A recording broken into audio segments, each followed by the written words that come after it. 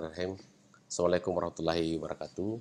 Saudara-saudara sekalian, tiba masanya kita mengulang kembali sekaitan dengan etika yang perlu saya jadikan sebagai loncatan di dalam pembahasan kita lebih lanjutnya. Sesungguhnya materi ini sudah pernah saya jelaskan kepada kita semua, hanya mencoba untuk merecovery kembali, menjelaskan secara detail lagi, terkhusus terkait dengan etika. Nah, saudara-saudara sekalian, tentu etika ini itu kemudian dia berangkat daripada kata etos. Dia ada adat budi pekerti. Umumnya manusia mempunyai otonomi moral. Sesungguhnya bahwasanya di setiap manusia itu memiliki sebuah otonomi moral. Ada sebuah kemandirian di dalam dirinya yang artinya ada haknya dengan berdasarkan dan berlandaskan pada kemandirian itu, ia mempunyai hak kewajiban untuk menentukan sendiri tindakannya. Dia memiliki sebuah kemerdekaan. Manusia itu memiliki sebuah kemerdekaan, akan tetapi ada suatu keharusan yang manusia lakukan, itu adalah keharusan untuk mempertanggungjawabkannya di hadapan Tuhan. Kebebasan manusia berpikir, ya, dalam ini bicara etik ya, bicara etika. Kebebasan manusia berpikir, kebebasan manusia menulis, kebebasan manusia untuk menggambar, berkarya, dan menciptakan sesuatu hal yang baru, dan melakukan suatu inovasi, tapi pada akhirnya akan dipertanggungjawabkan di hadapan Tuhan. Di situ gambarannya memperlihatkan bahwa sesungguhnya di dalam diri manusia itu ada suatu beban, ikatan, ketentuan Tuhan dalam dirinya.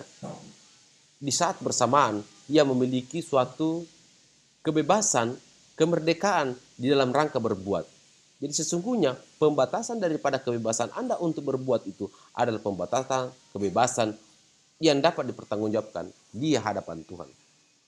Saya terkadang saudara-saudara sekalian di dalam mengajar di teman-teman adik-adik S1, kadang memberikan sebuah pandangan-pandangan motivasi belajar.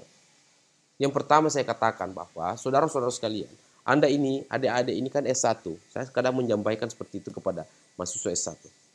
Apa sebenarnya yang kita mau cari di muka bumi ini? Apa yang kita mau dapat di muka bumi ini? Kebahagiaan seperti apa yang kita mau cari di muka bumi ini? Apakah kemudian karena suatu kekayaan materi yang cukup, materi yang berlimpah ruah, itu juga kemudian berkorelasi dengan suatu kebahagiaan?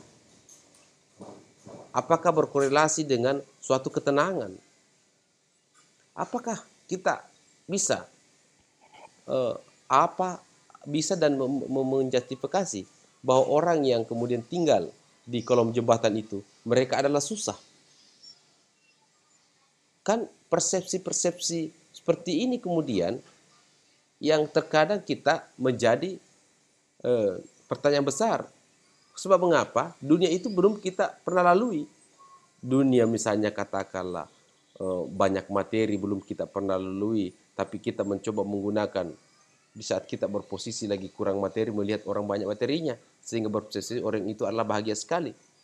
Kan belum tentu. Orang yang tinggal di hotel kemudian begitu hebat, begitu mewah, lalu kemudian kita menganggap mereka bahagia, belum tentu. Mungkin kita melihat bahwa dia tidur di hotel, di apartemen tinggal tinggi, akan tetapi dia tidak bisa tidur di jam 1 malam. Nanti setelah jam 2 baru tidur. Tapi lihat kita punya abang-abang tukang becak di pinggir jalan. Mau pagi, mau siang, mau sore, kalau ngantuk dia langsung ngorok di atas becaknya. Walaupun dengan hiruk pikuk dan keramaian kota, klakson berbunyi, asap mengepul, tapi dia tidak persoalan dengan itu. Ngantuk, dia tidur ngorok. Dan itulah kemudian memberikan tanda bahwa kebahagiaan itu tidak mutlak dimiliki para orang-orang yang ada di atas. Nah, kalau begitu, maka apa hubungannya dengan dipertanggungjawabkannya kepada Tuhan? Artinya apa? Bahwa hari ini, apakah kemudian bisa menjamin dengan materi tadi kebahagiaan kita dapat kita pertanggungjawabkan kepada Tuhan? Saya kira korupsi juga ini akan menjadi persoalan besar dan tentu akan dipertanggungjawabkan kepada Tuhan. Dan akhirnya saya menyampaikan kepada adik-adik bahwa hidup ini, itu kata itu hanyalah sementara. paling kemudian kita selesai S1, lanjut lagi S2. 2 tahun, katakanlah begitu. 2-3 tahun. Lanjut S3 lagi. 4-5 tahun, katakanlah begitu. Normal 3-4-5 tahun. Setelah itu kemudian, setelah doktor orang, apakah kemudian setelah Anda kita memiliki gelar magister atau doktor, itu kemudian kebahagiaan itu ada? Saya ingin mengatakan bahwa itu tidak, tingkat kebahagiaan memang berkorelasi dengan tingkat kesulitan. Karena saya merasakan, dulu waktu saya masih magister, mata kuliah saya itu masih sedikit-sedikit. Tapi setelah saya kemudian menyandang doktor, mata kuliah saya itu banyak sekali. Sedangkan patawarinya 1. Apakah ketika doktor bertambah juga 3 patawari? Magister hanya 2. 1 patawari dia kali S1. Waktu S2 2 orang. S3 3 orang. Tidak, Pak. Waktu S3 1 patawari. Mengembang amanah yang bertambah. Sehingga kita melihat bahwa hanya orang yang melihat kita bahagia, tapi sesungguhnya kita juga adalah begitu berat beban yang kita harus emban, dan tidak mungkin juga kita tolak tanpa alasan, karena itu memang pekerjaan kita dan itu memang profesi kita. Itulah cara untuk kita mendapatkan materi dengan mengerjakannya. Nah, ketika kita tidak melakukannya, kan Tuhan kelak akan bertanya, kau gunakan profesi dosen, kenapa Anda tidak pernah mengajar? Nah, inilah berat beban yang kita miliki, yang pada akhirnya saudara-saudara sekalian, segala sesuatu perbuatan kita di muka bumi ini, segala perbuatan kita yang kita jalankan di muka bumi, etika yang kita lakukan, sikap yang kita lakukan, maka tentu semua ini akan dipertanggungjawabkan di hadapan Tuhan Yang Maha Esa. Dalam perspektif Islam akan dipertanggungjawabkan kepada Allah Subhanahu wa Ta'ala. Pertanyaannya adalah, apa yang kita mau dapat? Dalam dalil Islam mengatakan bahwa wa ma khalaqtul jinna wal insa illa liya'budun. Tidak kuciptakan jin manusia kecuali hanya untuk beribadah kepadaku. Ibadah itu yang mana? Nanti saya akan jelaskan di bawahnya. Ibadah keluarga, keluarga itu merupakan ibadah. Berpolitik juga itu merupakan ibadah. Mengerjakan profesi merupakan ibadah. Profesi kesehatan merupakan. Tergantung adalah nawaitunya, niatnya. Untuk apa saya bekerja dan bagaimana saya harus bekerja dan seterusnya. Saudara-saudara sekalian, sistematika dan jenis etika adalah kita melihat bahwa etika, ada etika khusus, ada etika umum, etika sosial, etika individu, bagian daripada etika khusus. Nah, kita lihat etika sosial, sikap terhadap manusia. Saya tadi sudah berikan kancingnya, bahwa pertanggungjawaban kita bicara tentang etika itu, kita berbicara tentang otonomi moral yang akan dipertanggungjawabkan kepada Tuhan, atau sebuah dorongan Tuhan atau larangan Tuhan yang ada dalam diri kita untuk berbuat baik atau berbuat jelek. Nah, itu dulu. Sekarang kita melihat bahwa etika sosial itu pertanggungjawaban kita, sikap terhadap manusia. Artinya apa yang kita lihat? Bahwa kalau kita melakukan suatu perbuatan yang kemudian kepada manusia, yang memperlakukan manusia tidak secara manusiawi, tentu inilah kemudian yang dimaksud dengan otonomi moral kita. Itu bagus tidak? Enak tidak? Bermoral tidak? Kita perlakukan manusia tidak seperti layaknya manusia. Tentu dalam hati kita itu tidak baik. Nah, baik tidaknya itu, lagi-lagi kita bisa memberikan suatu kesimpulan secara otonom. Seharusnya pada saat kita mengatakan tidak baik secara otonom itu dalam moral kita, maka harus juga disesuaikan dengan Tuhan. Itu baik atau tidak. Tentu bagaimana bisa mengatakan bahwa Tuhan berkata baik itu buruk? Tentu di kitab-kitabnya, tentu di Al-Qur'annya, tentu di pedomannya. Pedomannya Islam, ada pedomannya Hindu, ada pedomannya Kristen, ada pedomannya Buddha, ada. Itu merupakan sebuah tanda bahwasanya pertanggungjawaban Tuhan itu berlandaskan pada suatu dasar-dasar Tuhan tadi. Etika politik juga demikian. Tentu kita harus berlandaskan bahwa dengan berpolitik itu merupakan bagi saya adalah perbuatan yang baik. Mengapa saya katakan perbuatan yang baik? Berpolitik itu kan sebenarnya adalah melakukan suatu aktivitas untuk kepentingan orang lain. Itu politik. Kita melakukan sesuatu untuk kepentingan orang lain. Saya teringat saudara-saudara sekalian, ketika salah satu gubernur di Sulawesi Selatan berikan suatu pidato yang sangat menyentuh bagi saya. Bahwa dia mengatakan, saudara, kepada sahabat-sahabatnya, sahabat-sahabat sekalian, pada kesempatan ini saya ingin menyampaikan bahwa saya menjadi calon gubernur di Sulawesi Selatan. Saya setelah merenung dan berpikir, saya akan maju menjadi gubernur. Ketika saya terpilih menjadi gubernur, yang saya pikir, apa yang saya mau cari? Ternyata waktu sebelum saya gubernur, saya hanya menghabiskan uang sampai 50.000 hanya untuk makan. Dan itu kenyang saya. Per hari. Per hari saya hanya membutuhkan uang 50.000, saudara-saudara sekalian. Pada saat gubernur, saya juga paling tidak menghabiskan uang 50.000 untuk makan saja. Itu sudah kenyang. Sudah ada lauk pauknya, sudah ada sayur mayurnya, sudah ada nasinya, telurnya, sudah ada di situ. 50.000 per hari. Nah, pertanyaannya adalah, ketika saya gubernur dan mendapatkan uang banyak, itu uang untuk siapa? Itu uang untuk diapakan? Saudara-saudara sekalian, tentu itu semua adalah tak lain tak bukanlah untuk kalian semua yang saya carikan rezeki melalui saya sebagai gubernur. Ini gambaran bahwa politik itu adalah untuk orang lain. Kalau untuk kita,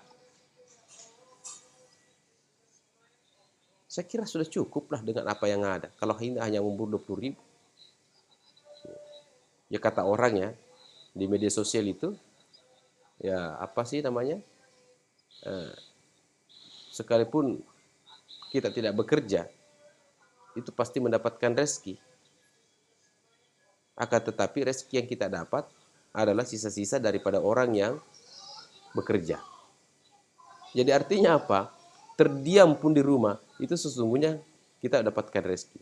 Kita pasti makan, walaupun terdiam di rumah misalnya. Dalam arti dengan adanya masyarakat ya pasti memberikan kita makan. Walaupun kita sakit pasti ada tetangga kasih makanan. Tapi sisa-sisa yang dia makan orang yang bekerja itulah kemudian yang kita dapat. Artinya kalau Anda tidak mau makan sisa atau tidak mau mendapatkan sisa-sisa, maka kita harus bekerja. Selanjutnya saudara-saudara sekalian adalah etika umum.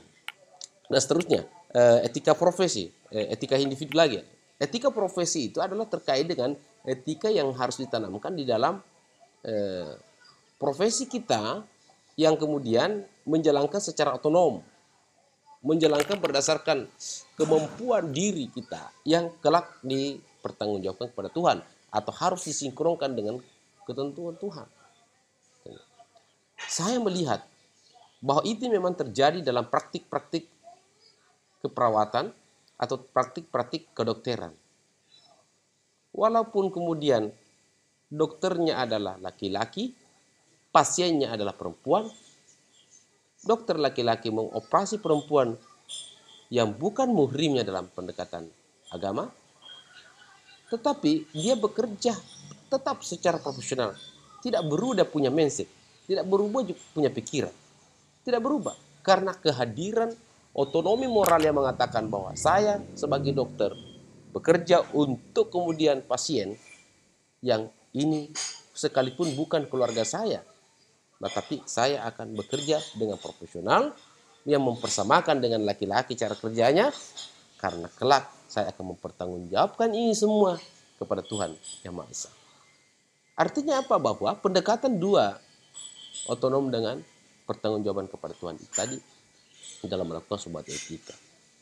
Demikian juga selain itu etika keperawatan, medik lainnya, tenaga kesehatan, dosen, wartawan, terkhusus wartawan. Bayangkan satu kali mengetik itu sudah berapa ribu orang yang membaca. Ketika kita mengetik salah, maka salah semua bacaan orang. Siapa yang membuat dia salah membaca? Adalah gara-gara kita yang salah mengetik. Mungkin pada kesempatan ini, kalau dalam dosen memberikan pandangan, mungkin ada istilah bahwa anulir. Tapi kalau wartawan, kalau sudah terbaca, itu sangat sulit untuk dianulir. Kecuali kalau dibuka lagi tulisannya di dalam server. Yang semua, tetapi ingat bahwa bagi saya semua pekerjaan itu risikonya sama. Untungnya sama, risikonya besar. Ya, untungnya besar, risikonya besar. Materinya besar, risikonya besar. Materinya kecil, risikonya kecil. Semua bagi saya itu adalah hal yang kurang lebih sama. Karena mungkin kita melihat bahwa petani melihat enaknya jadi dosen. Tapi terkadang kita melihat, itu petani enaknya jadi petani, jam 9 malam sudah ngorok. Kita dosen sampai jam 12 malam tidak cukup untuk membuat bahan ajar, membuat RPS, dan seterusnya. Saudara-saudara sekalian, yang terakhir yang disampaikan adalah terkait dengan etika umum. Bahwa etika umum adalah mengajarkan tentang kondisi-kondisi dan dasar-dasar bagaimana seharusnya manusia bertindak secara etis. Bahwa etika secara umum dalam konteks Indonesia, tentu adalah ia adalah warga Indonesia yang menjadi orang yang bermoral, dengan ukuran bermoralnya itu adalah berlandaskan pada aktivitas yang berlandaskan pada ketakwaan dan ketuhanan Yang Maha Esa, dan berlandaskan kepada Pancasila dan Undang-Undang Dasar NRI 1945. Itulah kemudian landasan wawasannya.